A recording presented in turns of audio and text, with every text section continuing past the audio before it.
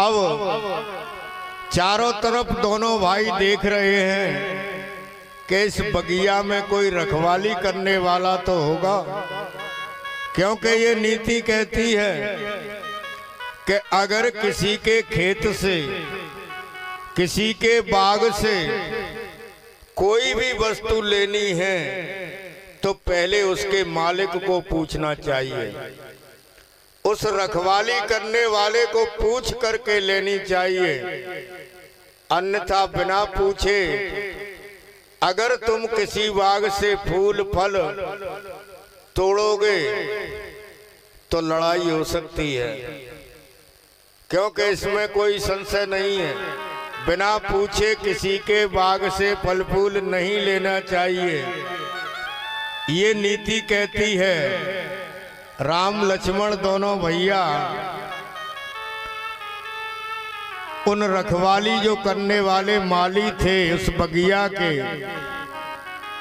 बगिया के मालियों से कहते हैं कि हे भैया, हमें कुछ फूलों की जरूरत है।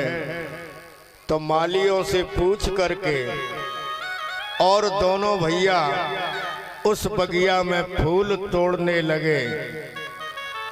शंकर भगवान कहते हैं कि हे देवी पार्वती, दोनों भैया उस बगिया में फूल तोड़ रहे थे। उसी अवसर पर, उसी समय ते ही अवसर सीता तहीं आई, गिरजा पूजन जनने पठाई। अवसर सीता तहीं आई, गिरजा पूजन जनने पठाई। अवसर सीता तहीं आई, गिरजा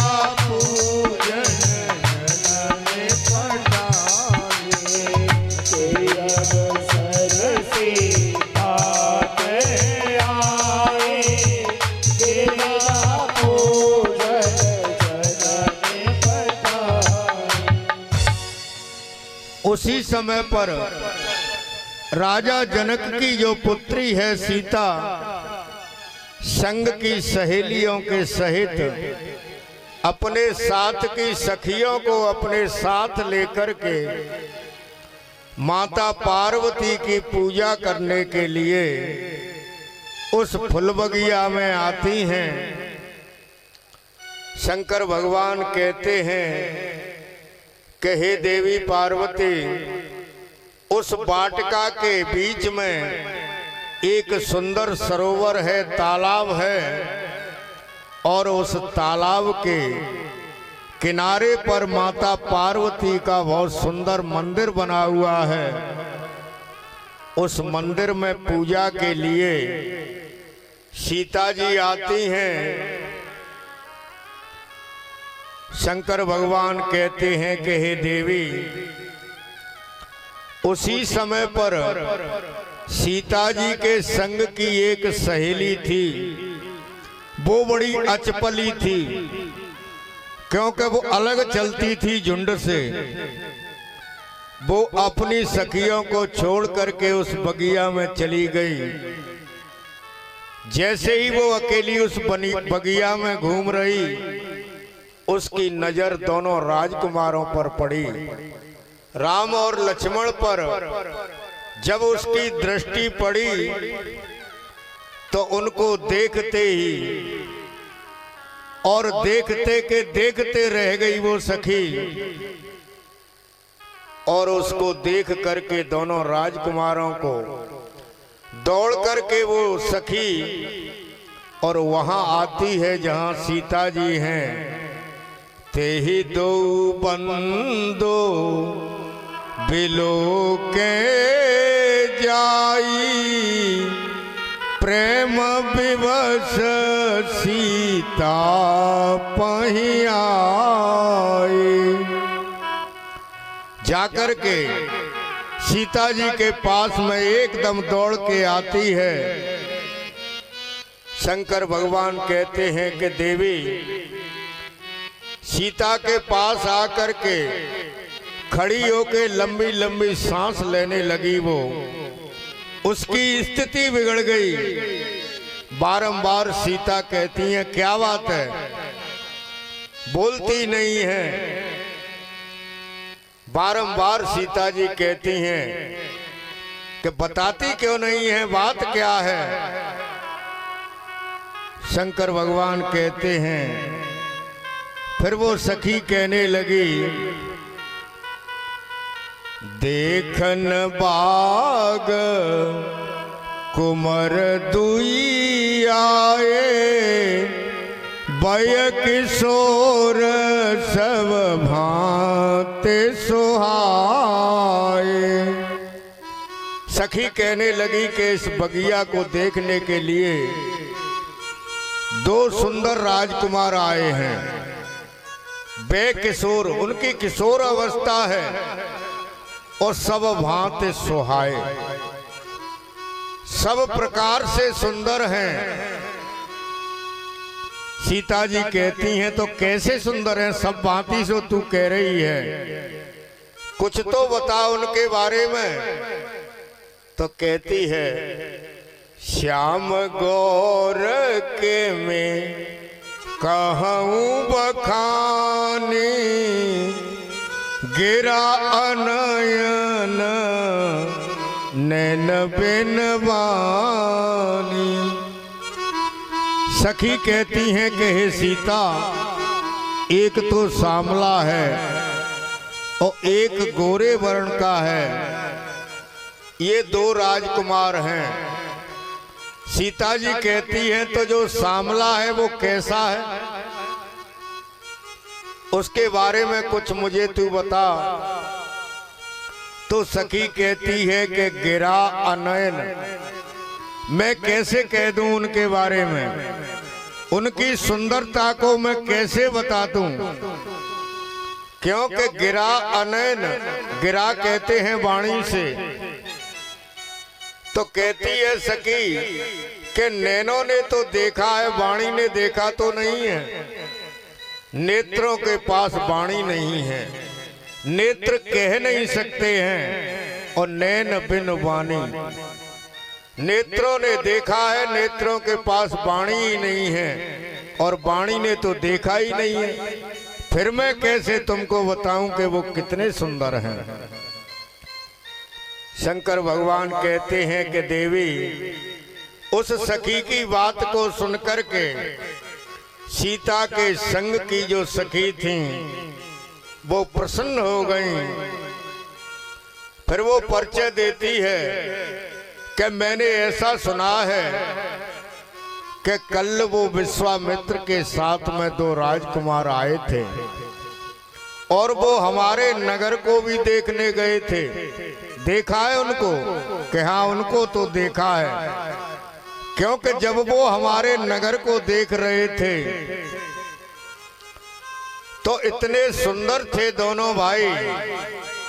जिन्हें निज रूप मोहिनी डारी, कीने स्ववस नगर नर नारी।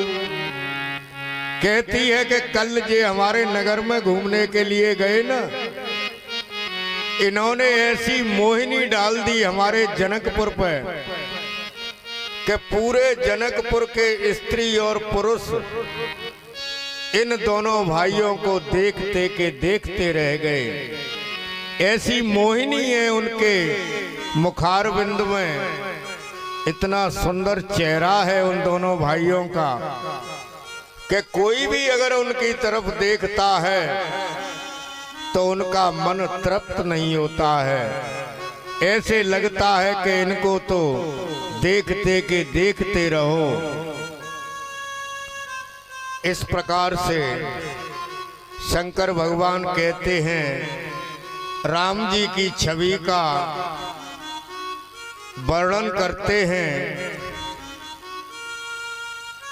सीता जी ने विचार किया कि शायद वो ही हो सकते हैं। सुमिर सिय नारद वचन उपजी प्रीत पुनीत। नारद की बात याद आ गई माता सीता को, और नारद की बात याद आके राम जी के प्रति प्रेम उत्पन्न हो गया। चकित बिलोकत सकल दिशे जनु शिशु मृगी सवीत। अब तो सीता जी को राम जी को देखने की जो लालसा है वो और बढ़ गई। चारों तरफ देखने लगी कि कहाँ है वो। ऐसे देख रही है कि मान लो किसी भैंसे, और कोई हिरनी इधर उधर देखती है, कोई मृगी इधर उधर देखती है। ऐसे सीता जी देखती हैं राम जी को कि वो कहाँ हैं, वो किधर हैं। उधर राम जी की तरफ देखते हैं कि उधर क्या हो रहा है। राम जी फूल तोड़ रहे हैं। सीता जी संग की सखियों के सहित आगे बढ़ रही हैं। उनके कंगन पायजेब गहने बज रहे हैं। उनकी आवाज राम जी के कानों में पड़ी। कंकन किंकिन नूपुर धुने सुने कहे तलखन सन राम हृदय गुण। उन आवाज को सुनकर के राम जी और लक्ष्मण से कहते हैं कि हे लक्ष्मण, ये आवाज कहां से आ रही है? मुझे तो ऐसा लगता है कि कहीं कामदेव ने और अपनी डुमडुमी तो नहीं बजा दी है, क्योंकि ऐसा लगता है इस आवाज को सुनकर के मेरा मन इस आवाज पर मोहित होता है। मुझे ऐसे लगता है कि ये कामदेव की दुंदुभी है। कामदेव अपने मन से विश्व को विजय करना चाहता है, इसलिए कामदेव इसको बजा रहा है। शंकर भगवान कहते हैं कि हे देवी, उधर सीता आगे संग की सखियों के सहित आगे बढ़ी। राम जी की नजर सीता पर पड़ गई। सीता को जैसे ही राम जी ने देखा, राम जी सीता को देखते के देखते रह गए। उधर सीता जी की नजर जब राम जी पर पड़ी तो सीता जी राम जी को देखती की देखती रह गईं। जब सीता राम को देख रही हैं, राम जी सीता को देख रहे हैं, तो एक मर्यादा होती है। हमारे यहाँ अगर हमारी बच्ची है तो हमारी बच्ची हमारे दामाद से बात नहीं कर सकती थी। पहले ये परंपरा थी, क्योंकि बड़े बूढ़ों के सामने बच्चियां अपने पति से किसी प्रकार की बात नहीं करती थीं। अब यहाँ सीता राम जी को देख रही हैं, राम जी सीता को देख रहे हैं। हमारे इन पलकों पर जो निवास है वो निमि महाराज का है, और निमि महाराज सीता जी के पूर्वज हैं। जब निमि महाराज ने देखा कि मेरी जी प्रपौत्री संकुचित हो रही है, शर्मिंदा हो रही है, तो निमि महाराज दोनों के पलकों से हट गए। सीता जी के पलकों से निमि महाराज जैसे ही हटे, आंख खुली की खुली रह गई, क्योंकि हमारे जो पलक झपकते हैं वो निमि महाराज के द्वारा ही झपकते हैं। जब निमि महाराज इस पलकों से हट जाते हैं तो पलक खुले के खुले रह जाते हैं। तो जैसे ही निमि महाराज सीता के पलकों से हटे, सीता जी की आंख खुली की खुली रह गई। उधर राम जी के पलकों से जैसे ही निमि महाराज हटे तो राम जी की आंख खुली की खुली रह गई। एक दूसरे टकटकी लगा करके और एक दूसरे को देखने लगे। शंकर भगवान कहते हैं कि हे देवी पार्वती, राम जी सीता जी को देख रहे हैं, सीता जी राम जी की तरफ देख रही हैं। फिर राम जी ने धैर्य धारण किया और धैर्य धारण करके एकदम अपने भैया लक्ष्मण से कहते हैं कि हे लक्ष्मण, तात जनक तनया यह सोई, धनुष जग जेहि कारण होई। लक्ष्मण से कहते हैं कि हे लक्ष्मण, ये राजा जनक की पुत्री है और इसी के यथार्थ धनुष यज्ञ का आयोजन किया जा रहा है। ये यहाँ भगवती की पूजा के लिए आई हैं। देख कितनी सुंदर हैं ये, क्योंकि जो बगिया में आई हैं तो इनके आने से और कितना प्रकाश इस फुलबगिया में होने लगा है। राम जी कहते हैं कि हे लक्ष्मण, जासु बिलो के अलौकिक शोभा, सहज पुनीत मोर मनु छोवा। राम जी कहते हैं कि इसकी सुंदरता को देख करके, इसकी अलौकिक शोभा को देख करके मेरा जो मन है, पवित्र मन है, उसमें क्षोभ होने लगा है। मेरा मन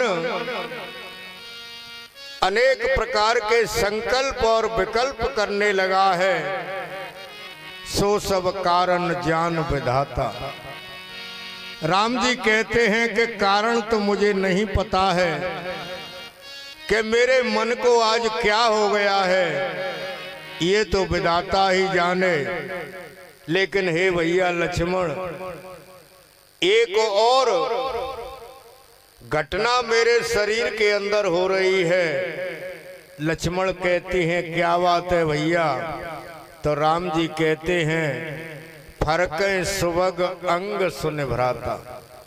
हे लक्ष्मण, मेरा जो शुभ अंग है वो फरक रहा है इसे देख करके, क्योंकि वैसे हमारे वंश में आज तक कोई ऐसा नहीं हुआ है कि जो कुमार्ग पर चले। रघुवंश ने कर सहज सुभाओ, मनु को पंथ पगोधर इनकाओ।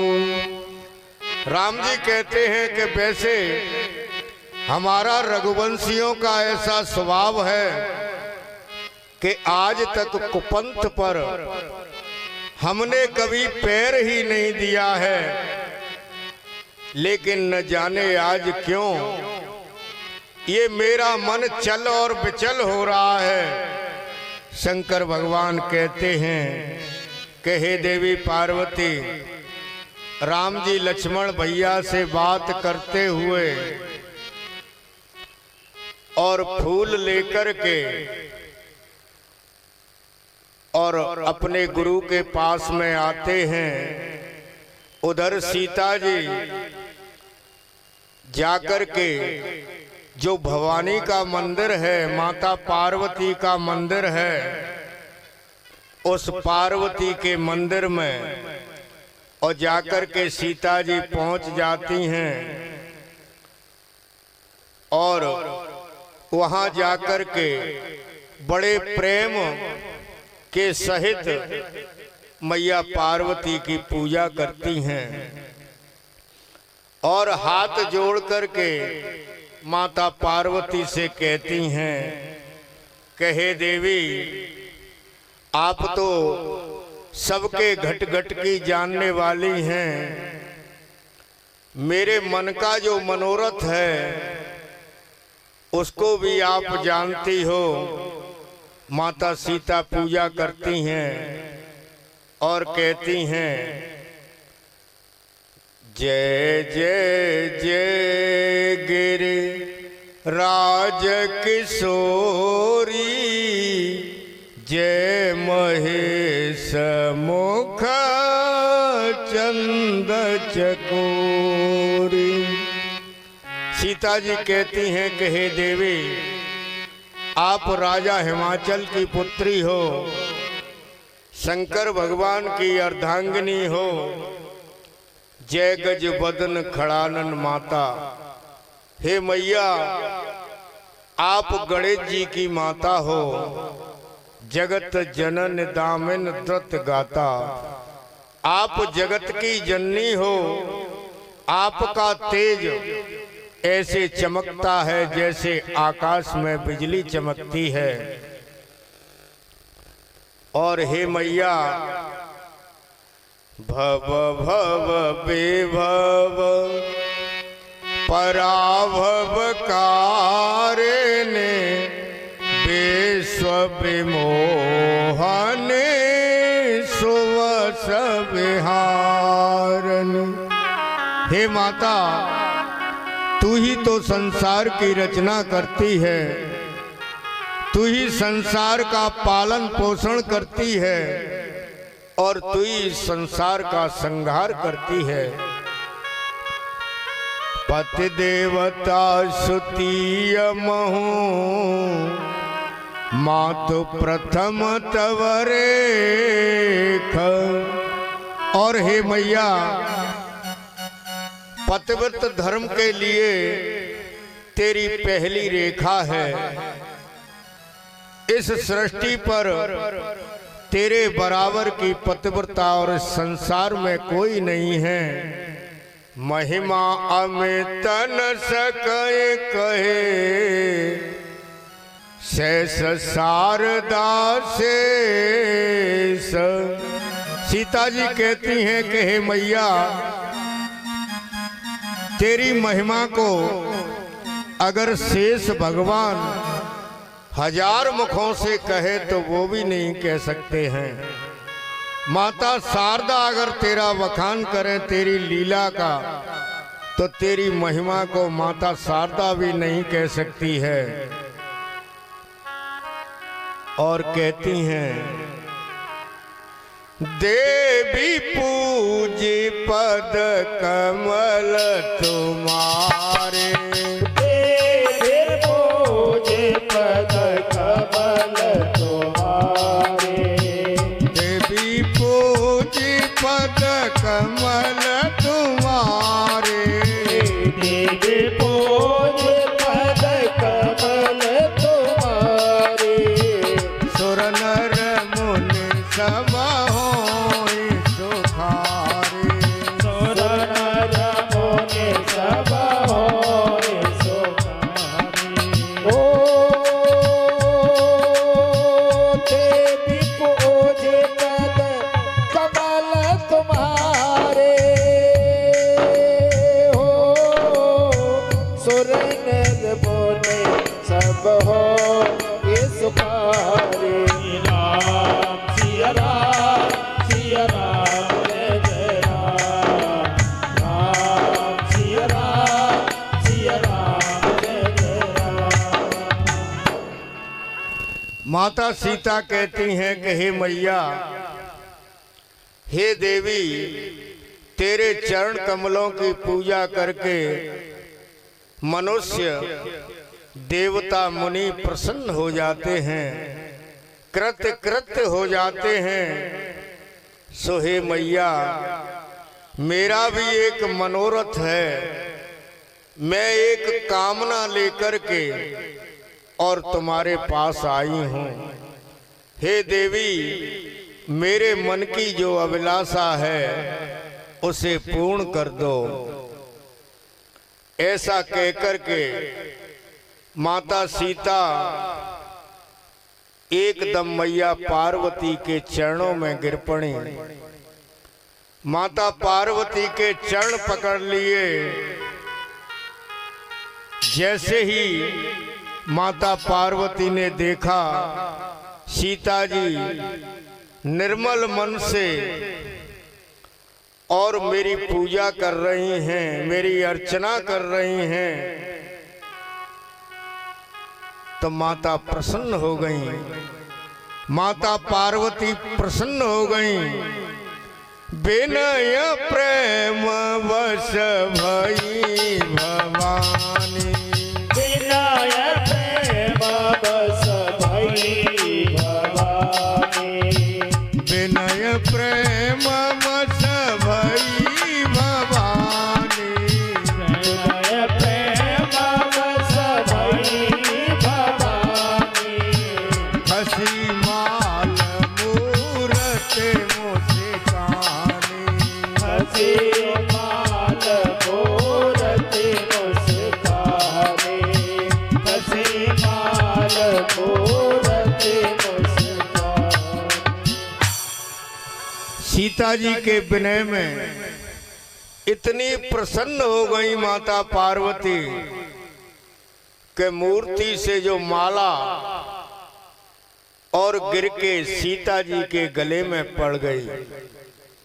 जैसे ही सीता जी के गले में वो माला आई, सीता जी ने जब ऊपर को देखा तो माता पार्वती हंस रही हैं। अब यहाँ कुतर्की, कुछ लोग जो कुतर्की हैं वो ये कहते हैं कि पत्थर की मूर्ति कैसे हंस गई। जब पत्थर के खम्भे से नारायण प्रकट हो सकते हैं तो पत्थर की मूर्ति हंसने का फिर क्या वो है। क्योंकि नारायण तो सभी जर्रे जर्रे में हैं, कहीं से भी प्रकट हो सकते हैं।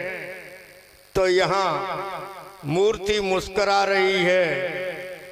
शंकर भगवान कहते हैं कि हे देवी, माता पार्वती सीता जी से कहती हैं कि हे सीता, नारद बचन सदा सोच साचा, सोबर मेलहि जाए मनोराचा। पार्वती कहती है कि सीता तू भूल गई, नारद ने तुझसे क्या कहा था। नारद ने तुझसे कहा था कि हे सीते, जिसे तेरा मन स्वीकार कर लेगा बस वो ही तेरा पति होगा। सो पार्वती कहती है कि सीता, तेने जिस सामरे वर को देख करके तेरा मन उस वर को मानने लग गया है, तो तू समझ लेना कि तुझे वो सामरा ही वर मिलेगा। और कहती हैं, मनु जाहे राचहु मेलहि सोबर, सहज सुंदर सामरो। पार्वती कहती हैं कि तेरे मन ने जिस वर को मान लिया है, जिस सामरे को तेरा मन मान चुका है, तो वो ही वर तुझे मिलेगा। पार्वती कहती हैं कि हे सीता, तूने तो उसकी सुंदरता को देखकर ही तेरा मन उसके ऊपर मोहित हो गया, लेकिन मैं तुझे बताती हूँ कि वो सामरा है वो कौन है। कैसा है, उसके गुण क्या हैं, लक्षण क्या हैं? तो कहती हैं करुणा निधान। वो करुणा का सागर है, करुणा का भंडार है, सुजान, चतुर है, बुद्धिमान है और शील है। और कहती हैं पार्वती स्नेह जानत रावण। प्रेम की जो परिभाषा है, प्रेम को जो जानने वाला है, वो ही वो सामरा है। यही भांति गौरे असीस सुन सिया सहित ही हरसी अली। एक सीता बात नहीं सुन रही है माता पार्वती की, सब सखियां बात को सुन रही हैं, जो माता आशीर्वाद दे रही है, वरदान दे रही है। तो माता पार्वती की जब ऐसी बात सुनी तो संग की जो सहेली थी सब प्रसन्न हो गई, गदगद हो गई। तुलसी भवानी पोज पुन पुन मुदित मन मंदिर चली। सीता जी माता पार्वती की बारंबार पूजा करके और बड़े प्रसन्न मन से फिर लौट करके अपने घर को चलती हैं।